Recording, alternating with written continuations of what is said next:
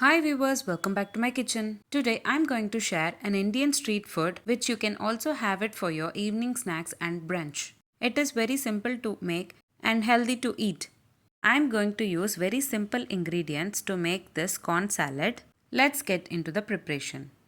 In a bowl, take handful of cooked corn kernels, add few onions sliced. On top of it, add few sliced tomatoes. You can also add carrot, cucumber sliced. Today I'm skipping adding carrot and cucumber. To keep it simple, add required salt, pepper powder and chaat masala.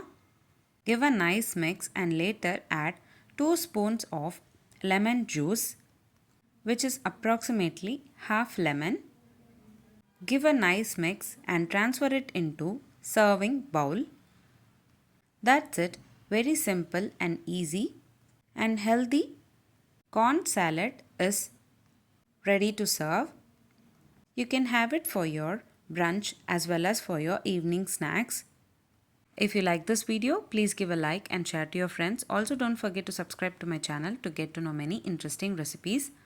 I have shared many interesting recipes in this channel. I will provide all the recipe links series wise in the description box below. Please do check on the same. Let me meet you again in my upcoming interesting recipe. Thanks for watching.